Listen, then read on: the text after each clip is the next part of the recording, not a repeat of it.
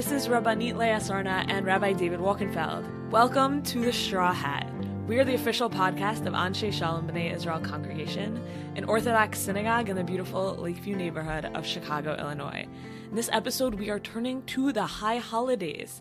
There's a lot that people can do in terms of early preparations in order to make these days more meaningful.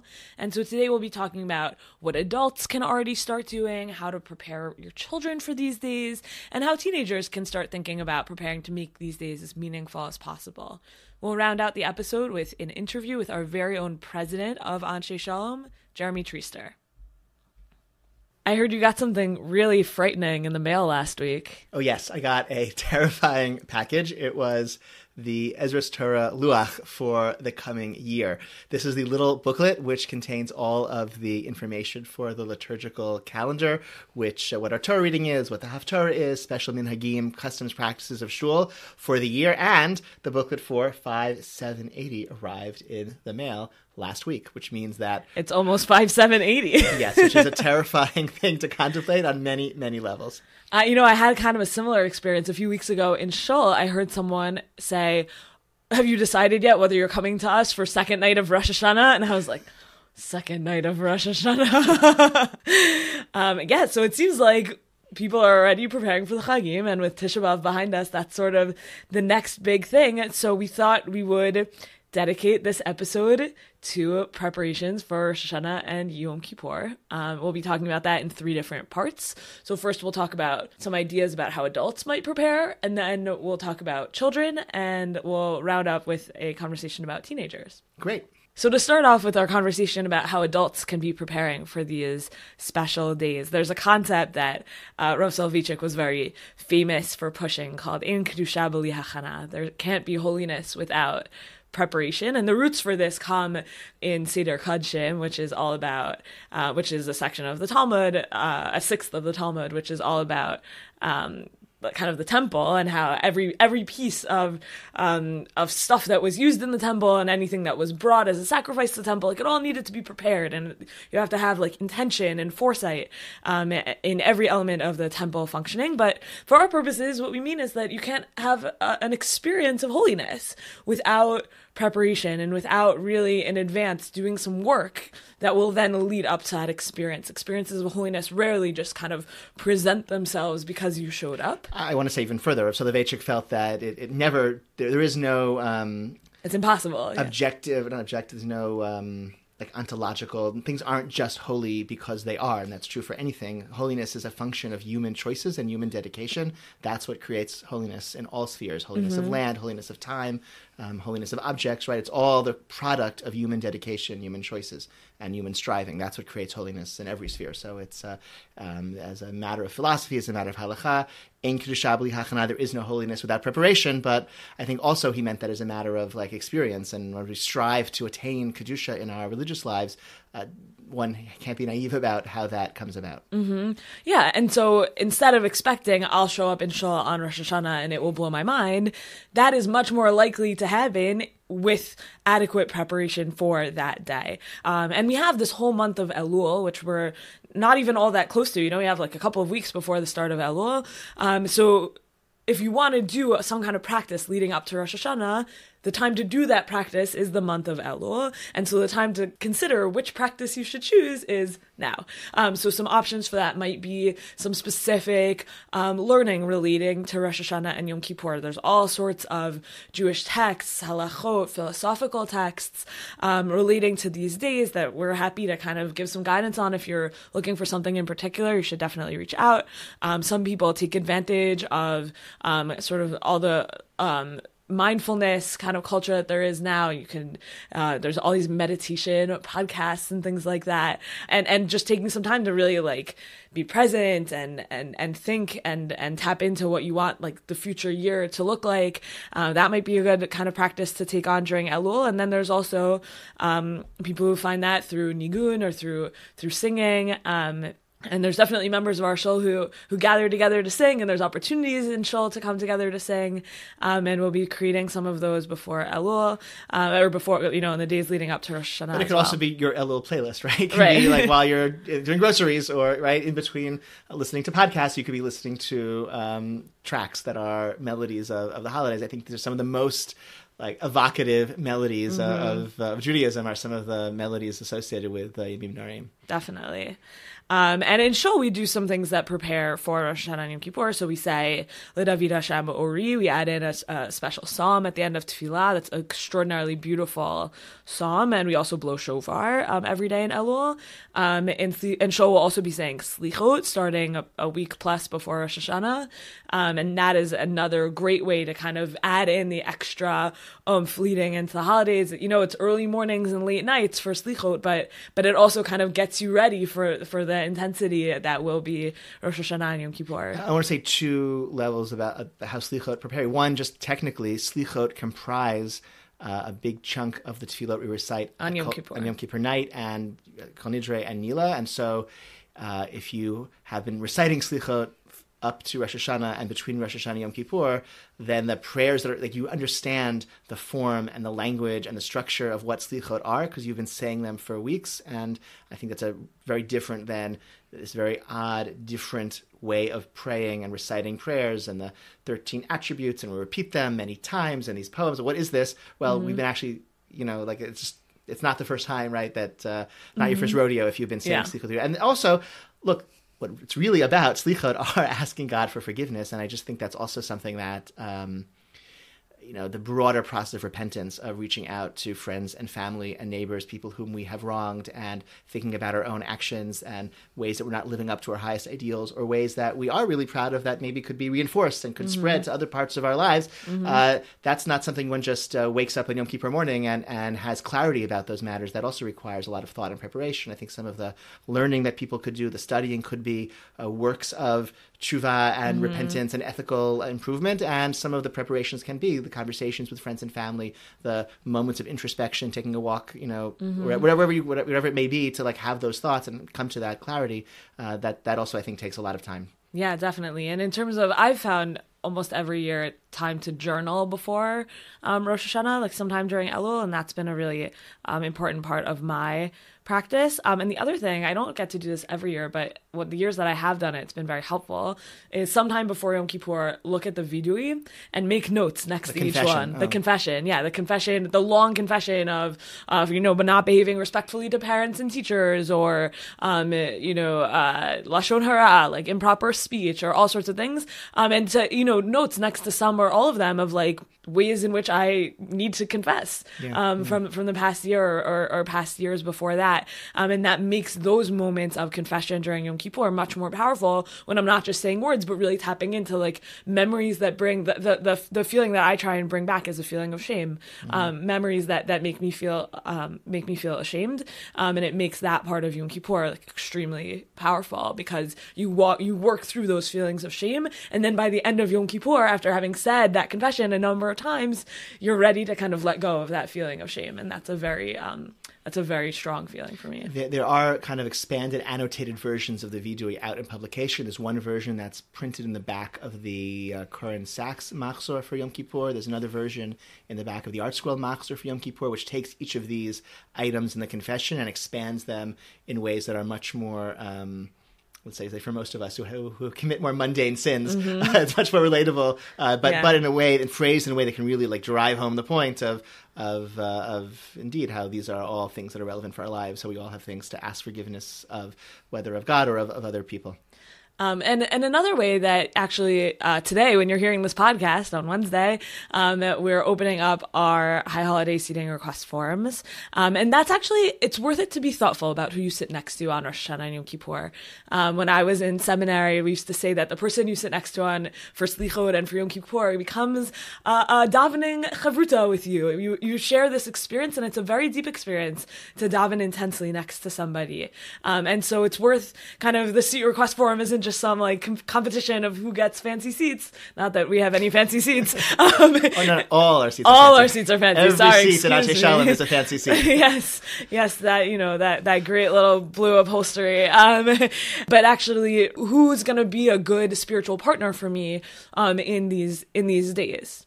And actually, even not everyone spends all the holidays at the same shul, and which shul you want to go to, and how you're balancing the priorities. Like if you're going to be Rosh Hashanah with family, you'll be Yom Kippur maybe here in the neighborhood, not with family, whatever it may be. Like think about that, and think about the relationships you want to promote with family and friends, and think about your own spiritual agenda that you have for the holidays.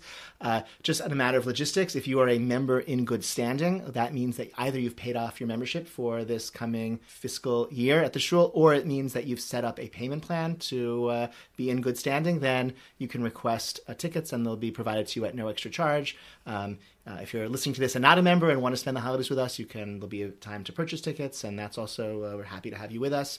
If you are a member in good standing at some other synagogue and you're going to be visiting family here, we can provide tickets as sort of with some proof that you're a member someplace else. We try to sort of honor membership at any synagogue for people who want to spend the holidays with us. Yeah. So definitely put some thought into where you want to spend the Chagim. And on that theme, while you're starting to plan, am I going to be with my parents, or am I going to be with my, visiting friends somewhere else for some of the Chagim? Wherever you're going to be, it's actually worth thinking through the logistics pretty far in advance, because I've found that if I don't think through the logistics far enough in advance, then I get bogged down in the logistics last minute instead of in the spirituality of it last minute. And so there's even, there's some logistics that obviously can't be taken care of all that far in advance. Like you try and make up for the time you're missing at work. Well, like sometimes that can't happen until the Sunday is around those days when you're putting in the extra hours. But some of it, you're going to be hosting meals at some point. You could make a chicken out, put it in the freezer, it'll still be good then. I've often made challah, desserts, soup, lots of stuff, just stock the freezer even a month or so in advance, and it really takes the edge off those days right before Rosh Hashanah, and Sukkot is the other big mealtime, and it enables me to focus on the core part of the day, which obviously food is important, but and personally cooking is a little bit of a spiritual practice, but it makes it a little bit less stressful to kind of prepare in advance. But there's some other, just to transition back into the kind of spiritual preparation. So there's another kind of spiritual preparation that I started doing almost 10 years ago and continue to do every year, and that has been really transformative for me, which is coming up with a mantra. So what can I condense my core tefillah for the coming year into a couple of words? And then if at any point there's some piyut that's being said in shul where I'm not connecting to it, what I'll revert to is instead just a repetition of that core tefillah. Or there's some time where like the shaliach tzibor, the chazan is saying something and you're supposed to be quiet. So like what should be going on in your head while you're supposed to be quiet? And I think that without preparation for what should be going on in your head, either you have the energy in that moment to like search for what should be going on in your head, or if it's Yom Kippur, what goes on in your head is, I'm really hungry. I'm still really hungry. Could you share just one or two examples of something? What do you mean by mantra? How elaborate? How long? What type of things might somebody choose as his or her mantra for Yom Kippur or Rabbanit? Sure. So one year it was I was in a very like spiritual place that year. So one year it was "Make me holy." Another year was "Help me be patient." Things like that are really like kind of practical. I can tap into times in the previous year where I didn't feel the way I wanted to feel, or I wasn't the person who I wanted to be. And there was a very kind of specific transformation that I was looking for within myself in that coming year. And sometimes I can imagine it would be things that are more concrete, help me, I don't know, for someone it could be help me educate my child, help me put food on the table. Sure. Much more concrete things, but things that are like really, really core to who you are in this moment. And also having done it a few years, I can really track like, wow, where was I that year? Like where was my head at? And wow, I've changed since then. And maybe I've actually accomplished some of those goals, or those goals don't matter to me anymore, which is also just an interesting thing when you can kind of condense the experience you want to have into just a few words, then it stays with you, I think. So that's something that I have worked on. And the other thing I've worked on is that I think Tkiyat Shofar, there's a lot of it on Rosh Hashanah. And so preparing in advance for what you're going to do during shofar blasts, other than stand up, be quiet, is worthwhile. Many years I have tapped into the shofar as like a scream, like a primal kind of prayer scream, and in my head like screamed along with the shofar. That's an extremely intense thing to do.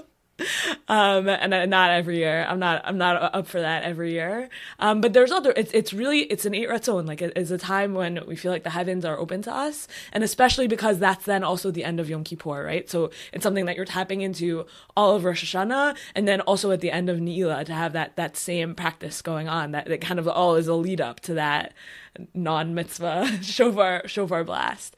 That's also a practice that I found extremely meaningful. But again, this like in Kedusha V'Liachana, like it needs to, you need to prepare for it. Otherwise you spend the time while a shofar is being blown thinking, what should I be thinking about now? Instead of, I know I prepared for this moment and I know what I want to be davening for right now. Another thing that I have put thought into over the years is just, I've had years of like amazing tefillah. Some years in college where I was davening around my best friends, and we were kind of like all in it together all year round, and also on these days. Or the year I was in seminary where we like really prepared very intensely for these days. Those are some of like the best high holidays experiences that I've had, and now when I'm not in those environments anymore, I'm still able to kind of tap into what was it about those times that made those tefillah experiences very strong and very powerful, and are there elements of that which with enough preparation I could proactively recreate on my own. And I think sometimes, right, like I've been saying this whole time, like you have to prepare, but sometimes you actually have these experiences that you didn't prepare for and they were amazing. And so then the question is, how can I prepare to make sure that those circumstances still exist to cultivate that again? And I like that. I hear that. I also want to, I don't know, push back, but also offer, yes and in that spirit. I think there are times where our community, broadly, let's say Orthodoxy broadly, presents the experiences of young people, let's say age 18 to 23, as being the peak of your spiritual life. Yeah, you're in yeshiva, you're a very like kind of energetic, idealistic college minion, and like that's what Rosh Hashanah is about. That's what it means to be a really serious Jew. And then like you have a job and you have children maybe, and you like whatever other responsibilities, and you're at a more diverse congregation where not everyone is quite in it and singing so robustly, and it's right. So that can be very disappointing. And I think there's a value in what was so great about Yom Kippur in yeshiva or Rosh Hashanah in college that I can take with me, and what are the elements that can be recreated, but also like what do I have in my life, so maybe now I'm not praying with like a bunch of like really like energetic and learned peers and classmates and teachers, but maybe now I'm davening for like I should be able to have parnasa and be able to support my family, and maybe I'm striving for some moments of transcendence even though maybe I don't love my job or whatever the struggles are. I think those struggles can be like kind of channeled and turned back into our spiritual striving and the things that we're praying for on these days.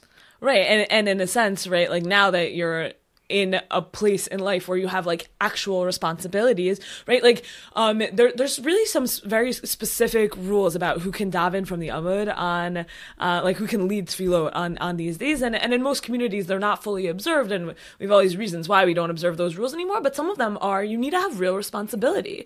And that to say like the height of your tefillah career is at a time in your life where you have no responsibilities is very strange and kind of antithetical to our tradition. And really, exactly as you're saying, and I love that, the responsibilities that you carry in your life, whether it's paying rent or raising a human being or keeping your relationships with other people healthy or whatever it is, or your own health, those responsibilities should be what we're carrying with us on these days, and should add to the fervor of our davening that maybe doesn't need to be like almost like manufactured in the way that sometimes yeshiva experiences are. So I also want to suggest that people, notwithstanding what we said, that people prepare for the moments where maybe their minds do wander, where the chazan picks a melody that you hate, or the arcane poetry of that particular piyut is a little bit hard to connect to, and think about decide really what you're going to be doing during those downtimes. And I just want to implore people to choose something other than chatting with the person next to you. If you have something really important to say,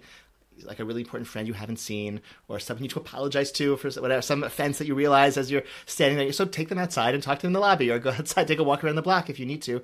But it's so valuable to preserve the shul itself for tefillah. And if you can't pray, so read a book. Also because a moment that you're not finding Yes. meaning in, the person next to you might be. It might be desperately needing some quiet or some devotion. So think. Turn to a book for those moments. I think the Machzor is a great book.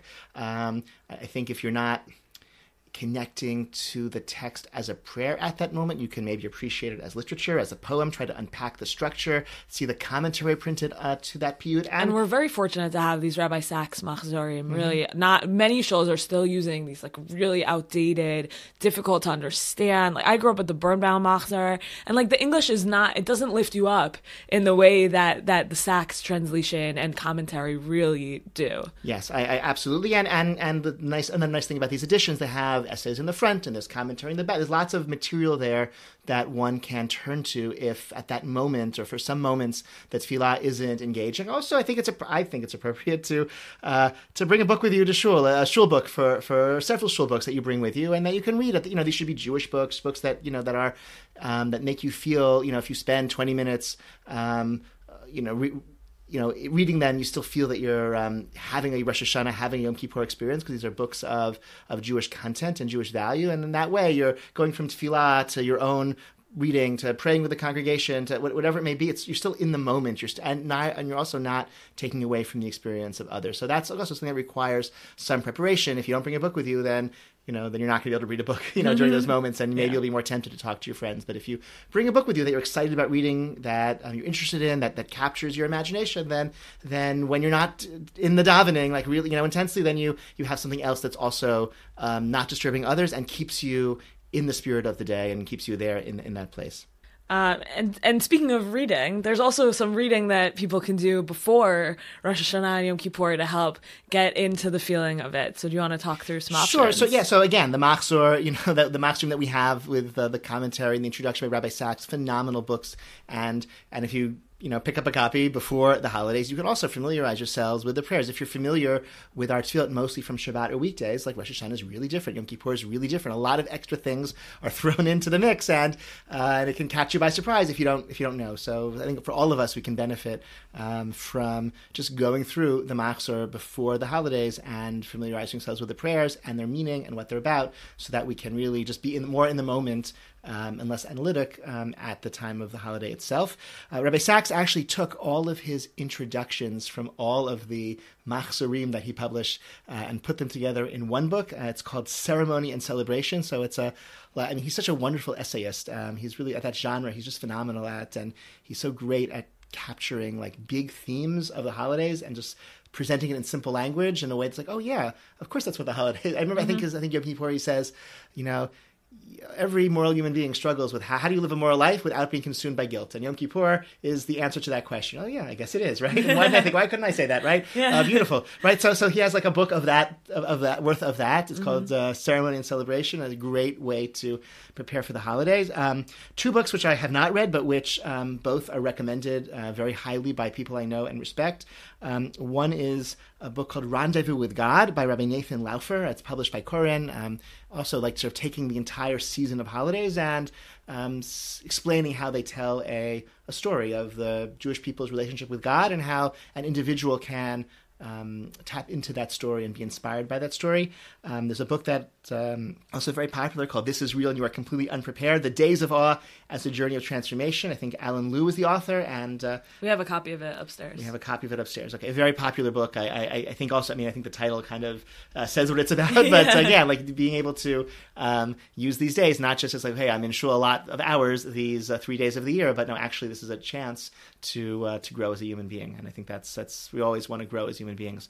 Rabbi Yitz Greenberg wrote a book some decades ago called The Jewish Way, which is an account of the Jewish calendar as an exposition of like the philosophy of Judaism. What is the Jewish mission? What is the Jewish way of life? And the ideas that Judaism articulates and introduces to the world and promotes. And the holidays are the like the vantage point, the launch pad for Vaetz to kind of explain like his conception of what Judaism is all about, and some classic texts like the Mishnayot of Rosh Hashanah and Yom Kippur, Masechet Rosh Hashanah, Masechet Yuma, are not terribly long. There are 4 chapters of Mishnayot in Masechet Rosh Hashanah, so you could easily, even somebody who's never studied Mishnah before, if you get a Mishnah with a good translation and some commentary, Kahati, we have copies in the shul, or even like the English translation of the Mishnah that's on Sefaria, or you can find online, is it's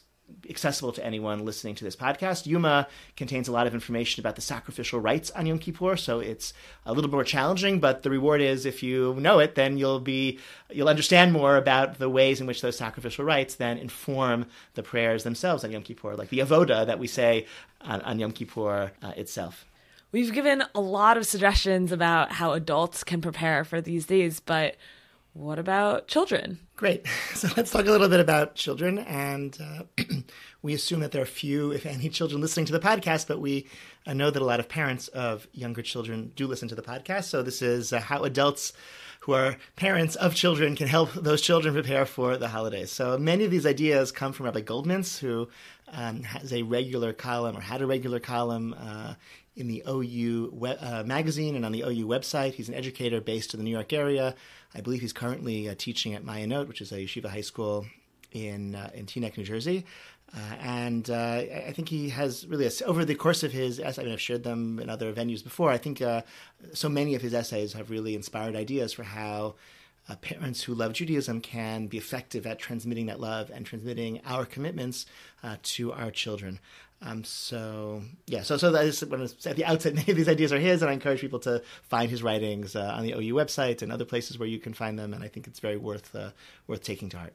Sure. So the first thing that I would suggest is just talking to your children about these days, talking to them about it in advance, telling them which tefillot are important to you and why, which melodies move you, introducing them to those melodies, and talking about how excited you are to sing them in shul. I was saying to you before that some of my strongest childhood memories are the feelings of my parents on those days. And that growing up davening next to my mom, A, really taught me how to daven, but B, I was saying this kind of about adults earlier about seat selection and who do you daven next to, but really with your children are davening next to you, and they can grow up to be like almost your davening chavruta, and that's definitely something that growing up I developed with my mom. Is one of the reasons why my parents come here for Rosh Hashanah, so that my mom and I can daven next to each other, because that has for my whole life been a very important part of these days, and that our tefillah kind of, once upon a time that was kind of unidirectional of her tefillah inspiring me, but now I think it kind of goes both ways. That's really special. So I in addition to sharing with your children the specific tefillot that move you and telling them which melodies, again, touch you, inspire you, invoke memories of your own parents and grandparents, etc., also explain to them the choreography, the pageantry of these days. I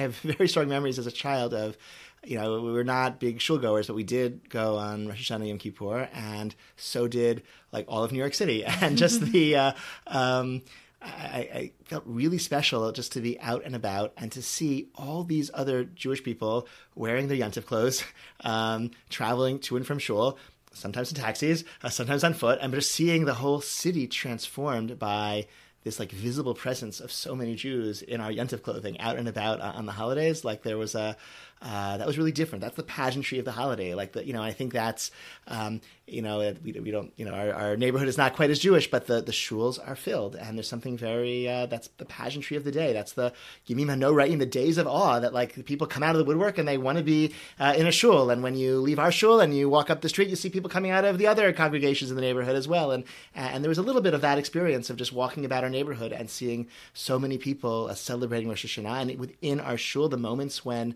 when people, the hushed silence before the first shofar blast each year, the anticipation of Kol Nidre. We have the beautiful voice of the chazan and every seat filled with a person upstairs and downstairs, and just that anticipation, that beautiful melody that wafts through our shul. The final moments of Yom Kippur, where everyone cries out, Hashem Hu Elokim, the Lord is God, like in that excitement, the excitement of we're about to eat soon, the excitement of the Torah promises that we've been forgiven our sins at this moment, and our own fervor and inspiration as after 25 hours of fasting and introspection and hours in shul that we can really, acknowledge God as our King and accept that those commitments. So that's the pageantry, that's the drama of the day. Tell your kids about it. Tell your kids this is going to happen at this moment. This is what excites me. This is what moves me. This is what our community comes together to do together, and then try to bring your kids with you and have them be next to you for those moments, not just to hear about it, but then to experience it with you. And I think also that there's certain embodied elements of these days and the tefillah on these days that we don't really get the rest of the year. And like, for example, during the confession, during the vidui, when you strike your chest, like that's a really strong motion, or bowing down to the ground during Alinu and during the Avodah and Yom Kippur. Some of those motions are actually what I remember the most from my childhood, and they're things that I think you could teach children, because movement and embodiedness are strong teaching tools. Yeah, and point out the other people who inspire you. That I think we're really lucky. We have a diverse community in many ways, including in age. And I think I think that's really important. I think old people should be in shul with young people, and young people should be in shul with old people. And I find that very, that the elderly members of our community, to see them bow for the avot, right? That's and along with everyone else, that moment of submission, that moment of devotion, that moment of reenacting what Yom Kippur was like in the Beit HaMikdash. I think that's a very powerful moment, and to point out, be explicit, look at so and so, look at so and so, look at these people, young and old, and our friends, our neighbors, all of us doing this together. Look how that person over there seems to be crying while she's praying. I think to include our children in the things that we're noticing and that inspire us, I think that's what it means to be a parent during these days. In that vein, it's really only a parent can provide that. I think for all the information and the content and the literacy that our children's schooling can provide, I think only a parent can have that really authenticity to say, this moves me. This is what inspires my commitment to Judaism, is seeing, davening next to Mr. Schwartz, or seeing the shul filled, or having the entire congregation sing together at Nila, right? This is what it's about for me. This is what I remember from my grandparents, from my parents, from my older sister, from whatever, only a parent can share those types of memories and include a child in those types of experiences. Schools can provide information. Hopefully schools can inculcate love of Judaism as well, and excitement about Judaism. But I think there's still a very, very important role for parents to really invite children to share the commitments that inspire us and that move us. And also because schools are doing some of the preparation, but day of, your kids are right. here, Yes. they're not in school. And so some of that is certainly the job of our youth department in terms of running an awesome Camp Shana Tova. But one of the things that we've noticed over the years as a struggle is the transition actually out of Camp Shana Tova and back into shul. And how do we teach kids what it means to be an adult on these days? We're pretty good at what it means to be a kid on these days. No, they got it. It's a huge success of this shul that we're pretty good at what it means to be a kid on these days. But how do we transition from youth to adulthood? And the only model that your kids, for most people, the only model of adulthood on these days that kids are getting is whatever they glean from their parents.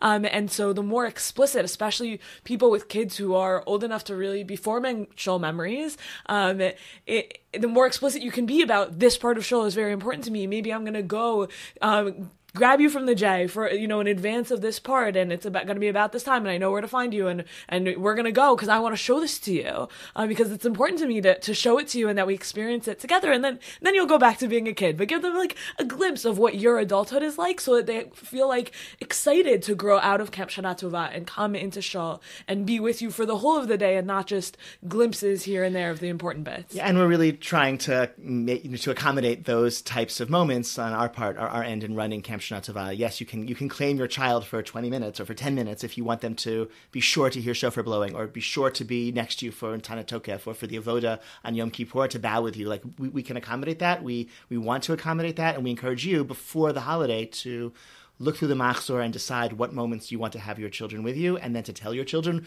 what moments you want them with you and why you want them with you for those moments, and then we can implement that and we can cooperate in making that possible. Yeah, and maybe it's a negotiation, like your kid doesn't want to leave this part of Camp Shana Tova, so what other part are you more happy to leave from to be in Shul with me for this part that's important, or first day of Rosh Hashanah you'll be with me for this part, and second day of Rosh Hashanah you'll be with your spouse for the other part, and to really make a plan of how to give your kids Shul experiences on these days, because yes, of course, some of the point of our youth programming is that adults can have Shul experiences on these days, but that transition into adulthood is actually we're seeing that as a big challenge, and we're invested this year and every year in trying to bridge that gap. Right, and it's not just in Shul though that we have, and during the Shul times when we are parenting our children and responsible for them. Also outside of Shul, on Rosh Hashanah, half the day is not in Shul. We have festive holiday meals, and I think we can also think proactively about how to make those meals particularly festive and enjoyable, and building special memories for our children. So there's a custom to have simanim, to eat symbolic foods that evoke good omens for the coming year, or bad omens for enemies for the coming year. And it's a fun moment. It's a lighthearted moment. I think the point is that we should just be in a good mood and upbeat as the year begins. I think there can also be a way to spark conversations between generations among the people gathered around at a table about our hopes for the year and things that we are trying to build in the year that comes. Again, like that's, if you're at the stage where parenting is changing diapers of an infant or chasing a toddler around the room, so you're not going to have the conversation is going to be necessarily different, but even toddlers are forming memories, and that if they experience joy and love and warmth from their family and from their community, I think that is a foundation that's worth building. And as kids get older, in a way that's age appropriate for their attention span and for their sophistication of their thinking, they should be included in the holiday conversations. The simanim because it's so tactile and tangible and edible, right? They can really ingest some of those messages, and that really can spark really great conversations. Again, older people and younger people at the same table can be sharing their hopes for the year. Yom Kippur, there's a custom of a more elaborate blessing that parents can give their children before the holiday begins. Many parents bless their children before Shabbat or at Friday night dinner each week. On Yom Kippur, those blessings take place before Kol Nidre, and there are versions of that blessing which are a little bit more elaborate, where the liturgy suggests more elaborate and developed and explicit hopes for the year. Of course, you can say your own hopes, and you can share them with your child. Like, this is my prayer for you, this is my blessing for you, and for our relationship for this coming year. I think that's what a special way for children to go into Yom Kippur, the holiest day of the year, the most special day of the year, knowing they have the love of their parents, knowing their parents believe in them, are proud of them, forgive them, apologize to them, and to have those kinds of special moments leading into the holiday, I think can make the holiday sacred for us and for them. So carve out those times. Have your pre-Yom Kippur meal be great food that's going to sustain you for a fast, and will make your kids feel happy and special for eating things that they love. And then take that moment before rushing off to shul to give them a blessing, to say a prayer on their behalf, and to let them know what it is that you're hoping for them. And as kids grow up, as we mentioned, they become more and more sophisticated. And our most sophisticated kids in our shul are obviously our teenagers. Yom Kippur, Rosh Hashanah and Yom Kippur really can be very tough for teens. I often think that tefillah in general, it's a muscle. The more you exercise it, the easier it is. But also that it's hard, and especially the beginning is hard, and learning how to do it is very, very hard. It's like trying to get in shape when you're completely out of shape. But with that framing, you can have your eyes on the prize a little bit. And so even though being a teen who's just starting to learn about and form experiences and memories of these tefillot, that's a really hard time. Like, just, it's a really hard time to be in shul, because you have to do a lot of heavy lifting as a teen, and that's a big responsibility and a lot of work. But I feel that with this orientation of, there's kind of like a prize at the end, it can help, and I feel like for parents, talking about what that kind of reward is at the end of the day, it can be very helpful in terms of making the hard work feel worthwhile. So that's kind of one thing that I would recommend in terms of just a framing for teenagers, of like, acknowledge, like, yeah, it's super hard, right? Getting into shape when you're completely out of shape is really painful, like literally painful, and yet talk about the payoff, talk about how these days sustain your year. And hopefully that will provide some guidance in terms of working towards spiritual fitness. Great. And on a cognitive level as well, an intellectual level as well, teens, like adults, ask a lot of questions about the actual tefillot, the words that we say. Teens too can look at a machzor before the holiday begins to see how it's different from the structure, but some way similar, built on the structure they know from Shabbat or weekdays, and how it's different and builds upon it, etc. And then, again, what are the questions that arise for them, noticing the differences of how these days are, right? How is, not why is this night different from other nights, but how is this, how are these days different from all other days? And they should ask the people around them, their parents and their older siblings, their teachers, even your friends, right? That's a good thing to talk about with friends on this day. And sometimes it's really like, I was teaching a convert a few years ago, and I asked her to look through the machzor in advance of these days, and she was also new to these tefillot, and she just had the most kind of, even the most basic questions that I hadn't thought about in years. Why is it so repetitive? Like, why is this entire tefillah structured around like 5 words where you like replace the middle one in each one? Like, what is the purpose of that? And those are really important questions for adults and teens to kind of think through, and the only way to come to connect with these tefillot are by dealing head on with those questions about the why of the liturgy. Great, that's an advantage that teens have. That's still like your conversion candidate, that it's a fresher perspective. It's not jaded. Then it's not rote. It's new, and so that's a great opportunity to ask questions and research answers, seek out answers, and then hopefully come to a greater appreciation, understanding of the words that we say. The other suggestion that I want to put forward for teens is actually, our shul has the great privilege of having 2 different minyanim that meet on these days. And the earlier minyan goes a little bit faster, moves along a little bit. Your day is over a little bit quicker.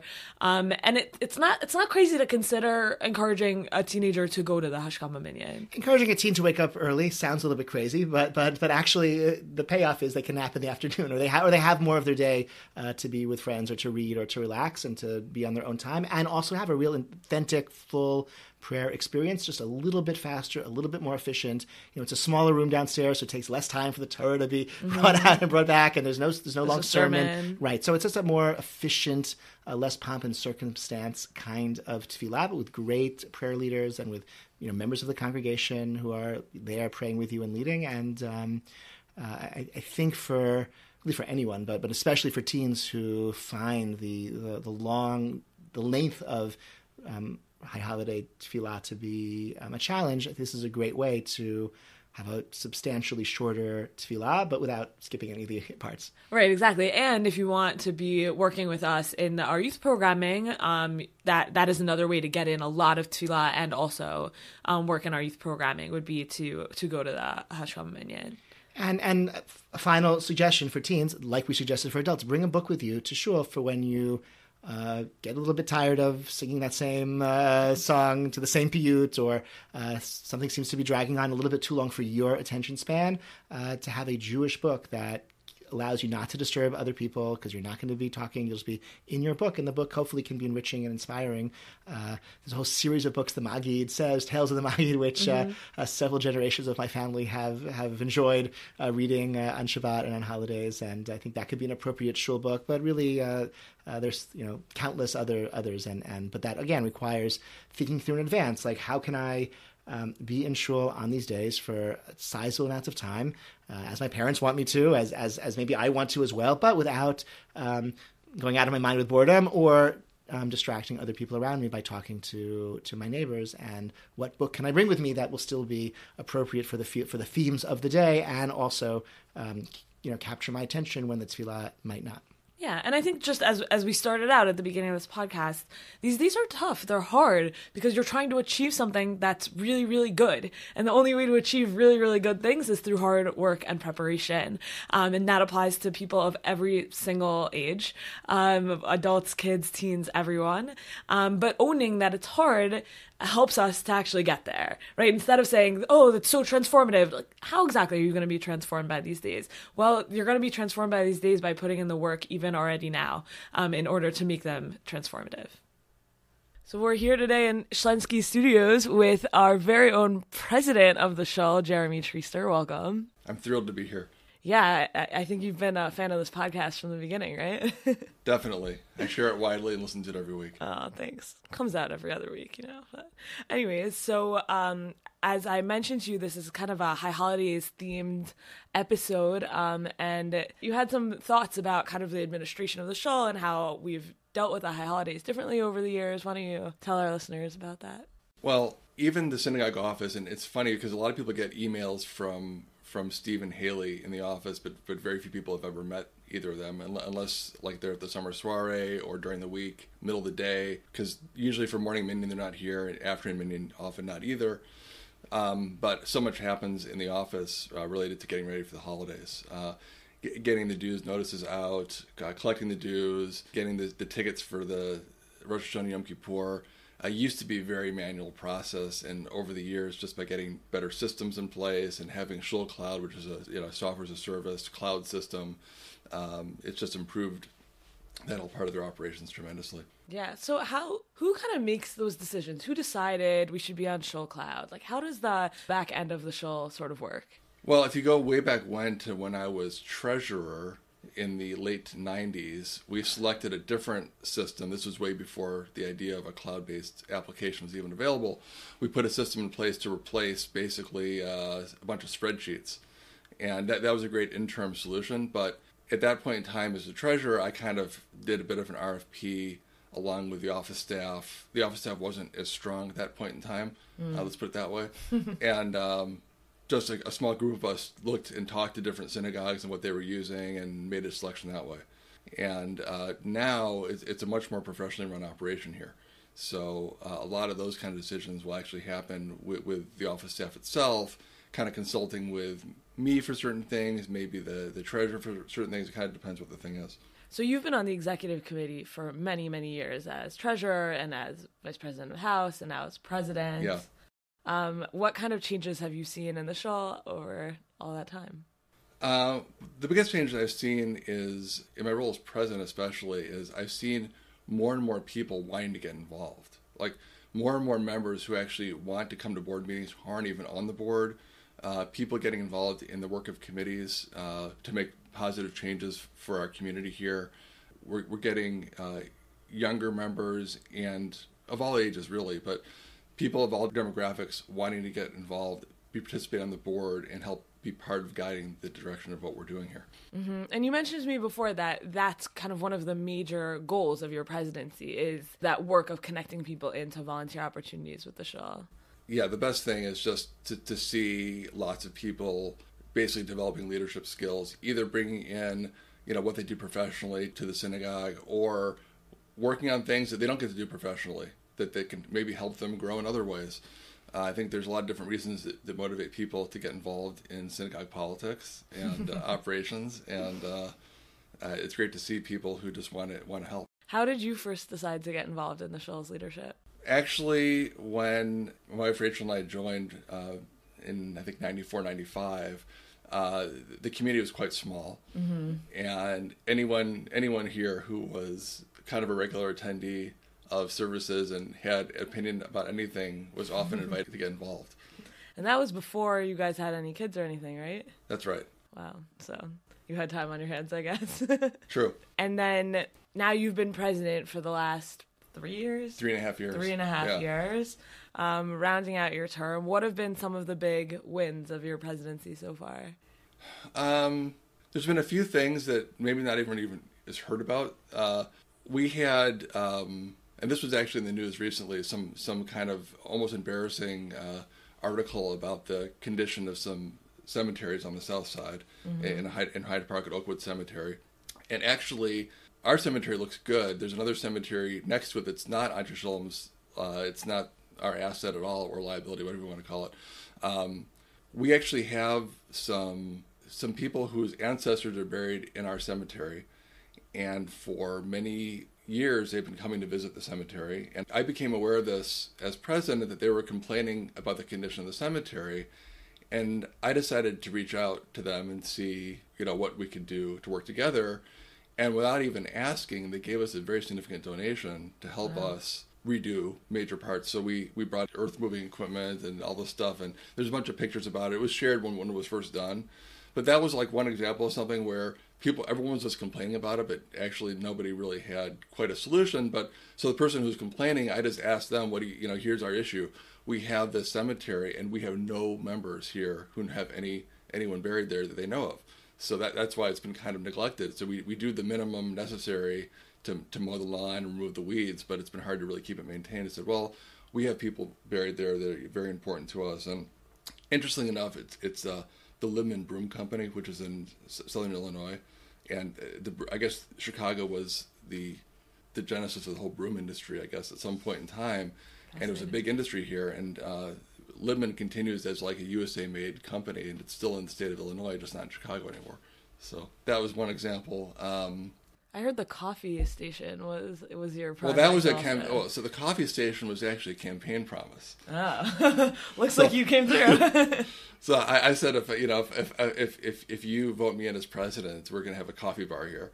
And I was trying to kind of be cute about it because I wanted people to. It was just a way. It's one more way, sort of building community, because people come to have coffee together, and it's not people necessarily that always talk all the time, and it's always almost like a water cooler in a traditional office environment. People come at certain times, during services and have coffee, and it's kind of a nice thing. So it helps build community in a different way. The other thing I'm really excited about is it's been whispered into my ear for years before I was president even, that we need to figure out a way to significantly renovate this building. Yeah. Tear it down, rebuild it, renovate it, whatever. And I've been talking about it as long as I was president. I've just been talking about it with people. And sort of almost like out of nowhere, some major donors come out and said, we want to commit money to this cause. So I'm hoping that, in a year from now, we're going to be talking about when the construction date is starting after holidays. So we'll see. But that's another thing that I'm very excited about, that I've personally been involved with. That's great. I mean, those are some really huge things. So I hope you feel really proud of what you've accomplished in the last 3.5 years. Yeah. And are we still looking for a new president-elect? Do we have someone? Should our listeners be thinking, could I be the president-elect? As my wife has told me, it really is an issue, but it's not my issue. Yeah, it is actually.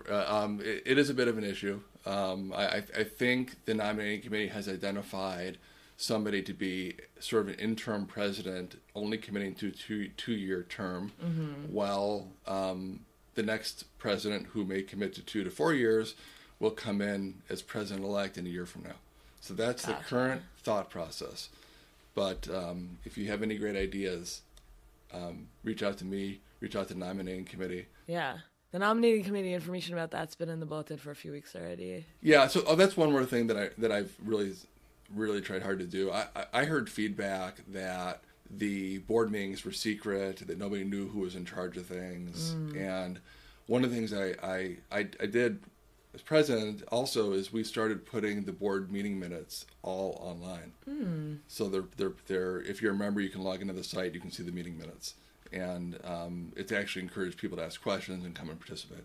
Yeah, all of that's really awesome. So If one of our listeners, for whatever reason, doesn't know who you are yet, maybe they're never in Shul for announcements or something like that, where would they find you? How could they meet you? How could they get involved in some of the work that you're doing? Well, I am often away over Shabbat during the summer, but when I am here, I'm in the middle section, sort of midway towards the back between where the reading table is and the back of the room. Mm-hmm. And usually some kind of cool pattern kind of shirt thing. I don't have any white shirts.